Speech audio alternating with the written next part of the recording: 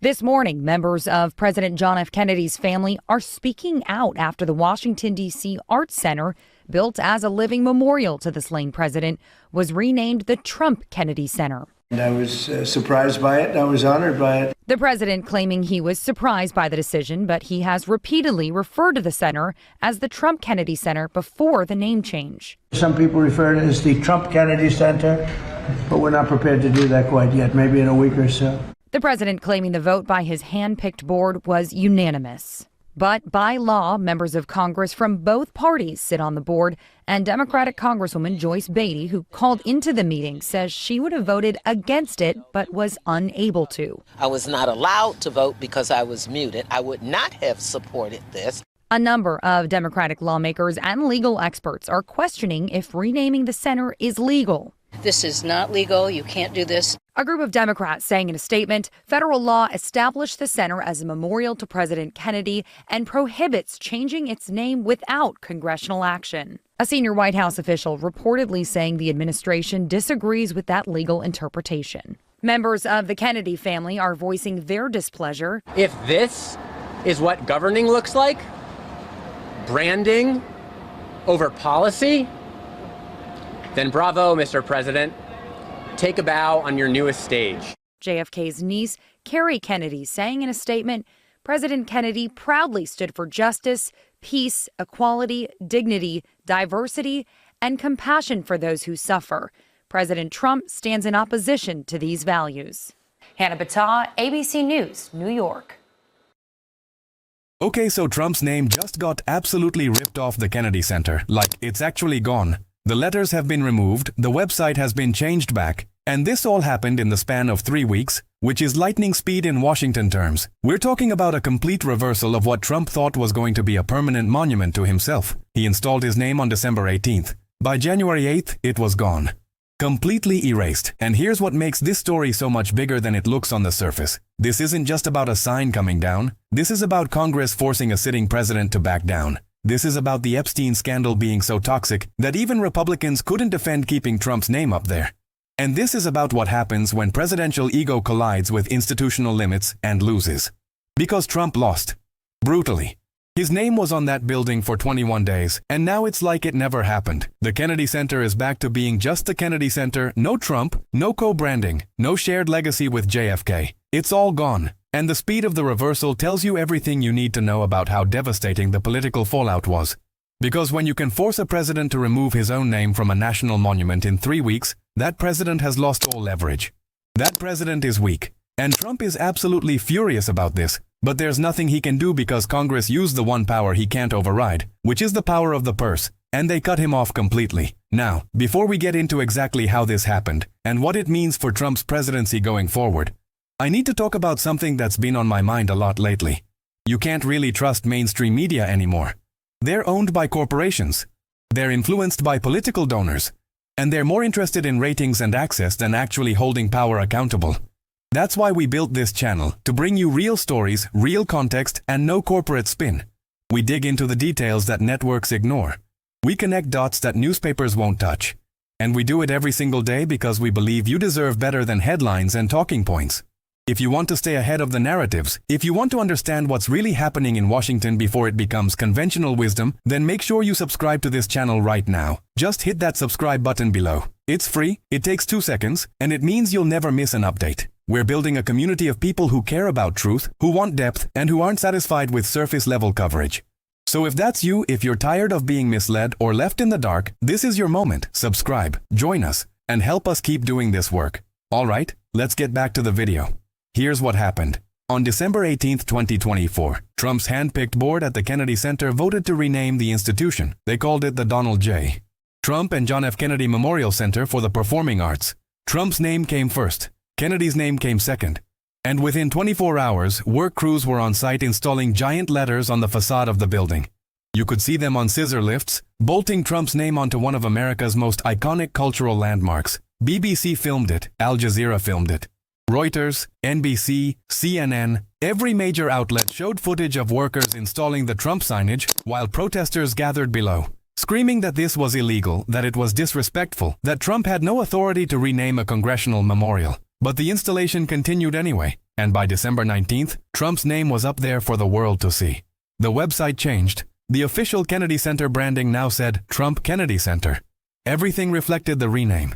And Trump was thrilled. He gave a speech at the center claiming he was surprised and honored by the decision, even though he'd been referring to it as the Trump Kennedy Center for weeks before the vote. He said the board voted unanimously, which was technically a lie because Democratic Congresswoman Joyce Beatty, who sits on the board by law, called into the meeting and was muted. She couldn't vote. She said later that if she'd been allowed to participate, she would have voted against the rename. But Trump didn't care about that detail. He had his name on the building and he thought it was permanent. But the backlash was immediate and massive. Within hours of the vote, Democratic senators were holding press conferences, vowing to reverse the decision. Senator Chris Van Hollen stood with protesters outside the Kennedy Center on December 20th and promised that Trump's name would be removed, whether it took weeks or months. He said the board's action was blatantly illegal because federal law established the Kennedy Center as a memorial to President Kennedy and prohibits any name change without congressional action. He said he would introduce an amendment the moment the Senate returned to session, and that amendment would strip Trump's name from the building and force restoration of the original designation. And he wasn't alone. Chuck Schumer and Hakeem Jeffries put out a joint statement calling the rename an illegal abuse of power. They said the board lacked authority, that Trump was overstepping constitutional limits, and that Congress would use its appropriations power to reverse the decision. And they meant it, because by December 27th, Democratic leadership had drafted the amendment. It was simple. It mandated that the Kennedy Center revert to its original name.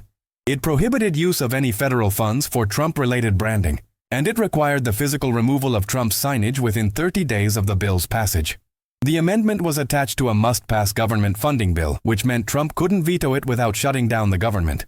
And Republicans knew they couldn't defend a government shutdown over Trump's ego, especially with the Epstein scandal dominating headlines. Because here's the thing, the timing of this Kennedy Center fight was catastrophic for Trump. It happened in the exact same week that Congress was voting to release Jeffrey Epstein files. On December 12th, House Democrats had released 19 new photos from the Epstein estate, and 3 of them showed Trump partying with Epstein, socializing, being friends. Then on December 20th, NPR reported that photos had disappeared from the Department of Justice's official Epstein Library website. At least 16 images were gone, including at least 1 photo of Trump. The DOJ, which Trump controls through his appointees, was caught scrubbing evidence in real time, making photos of Trump and Epstein vanish from government servers. And this was all happening simultaneously with the Kennedy Center rename. So Democrats had a perfect storm. They could say Trump is trying to glorify himself on national monuments while hiding evidence of his connection to a convicted pedophile. And that message was politically devastating, because voters might tolerate ego. They might tolerate branding. But they won't tolerate a president who's connected to Jeffrey Epstein putting his name on America's premier cultural institution. That's a bridge too far, and Democrats knew it. So they weaponized the Epstein scandal to kill the Kennedy Center rename. Every speech against the rename mentioned Epstein. Every press release connected Trump's ego to his corruption. And it worked. Because by January 3rd, when the Senate returned from recess, there were enough Republican defections that Trump's allies couldn't block the amendment. Even senators who normally support Trump weren't willing to die on this hill. The optics were too bad. The Epstein connection was too toxic. And constituents were furious. So the amendment passed 62-38. Bipartisan, which is almost unheard of in today's Senate. But this vote had 12 Republicans crossing over to support removal of Trump's name. 12. That's a collapse of party discipline. And it showed that Trump's grip on the GOP is weakening when his scandals become too embarrassing to defend. Trump signed the funding bill on January 6th. He didn't want to. His aides reportedly begged him to veto it, to fight this out, to make it a political battle. But Trump's lawyers told him he would lose in court. The law was clear. Congress created the Kennedy Center. Congress controls its funding. Congress can dictate its name. Trump's board vote was legally meaningless. A federal judge would strike it down in hours if Trump tried to challenge the amendment. So Trump signed, and he did it quietly. No ceremony, no press conference, just a signature and a terse statement saying he disagreed with the provision but respected Congress's constitutional authority. Which is code for I lost and I'm furious but I can't do anything about it. And by January 8th, work crews were back on site. This time, they were removing the Trump letters. You could see them on the same scissor lifts, using the same tools, taking down the signage they'd installed 3 weeks earlier. And there were crowds again. But this time, they were cheering. Democratic lawmakers showed up. Members of the Kennedy family were there. And they watched as Trump's name came off the building. slowly, letter by letter, until it was gone, completely erased, and the crowd broke into applause. Because this wasn't just about a sign. This was a symbolic defeat for Trump. This was his ego being checked, his overreach being reversed, his legacy being rejected. And it happened fast. 21 days from installation to removal. That's not a monument. That's a humiliation. Now, let's talk about the legal and institutional framework here, because this story is a perfect example of how separation of powers actually works when it's functioning correctly. The Kennedy Center was created by the National Cultural Center Act of 1958, which was passed by Congress and signed into law by President Eisenhower. The law established the center as a living memorial to President John F. Kennedy after his assassination in 1963. And here's the key legal language. The statute says the center exists to serve as the National Center for the Performing Arts and as a presidential memorial. It designates the official name as the John F. Kennedy Center for the Performing Arts, and it specifies that any changes to the center's mission, governance, or designation require an act of Congress. That last part is crucial because it means the board doesn't have the authority to rename the building. The board can manage operations, they can book performances, they can raise funds, but they can't change the center's legal identity without congressional approval. Trump's board tried to do it anyway, and they claimed they had the power under their charter, but that was nonsense. A charter can't override federal statute. Congress created the Kennedy Center through law, and only Congress can amend that law. So when the board voted to add Trump's name, they were acting outside their authority. They knew it. Trump knew it. But they did it anyway because they thought Congress wouldn't push back. Or if Congress did push back, it would take years to reverse the decision through legislation or litigation. They were betting on inertia. On the idea that once Trump's name was up there, it would be too much trouble to take it down. But they miscalculated badly because Democrats moved fast and used the appropriations process to force compliance. The appropriations power is one of Congress's most potent tools. Article 1 of the Constitution gives Congress exclusive control over federal spending. No money shall be drawn from the Treasury but in consequence of appropriations made by law. That means the president can't spend money without Congress's permission. And Congress can attach conditions to spending. They can say we'll fund the Kennedy Center, but only if you comply with certain requirements. And that's exactly what they did here.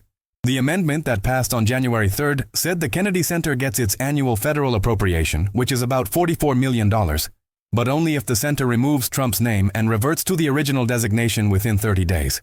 And if the center fails to comply, the appropriation is revoked retroactively, meaning the Kennedy Center would have to return the money and find alternative funding immediately, which would be financially catastrophic. So the board had no choice. They voted on January 7th to comply with the congressional mandate. And they authorized the removal of Trump's signage and the restoration of the original branding. It was unanimous this time.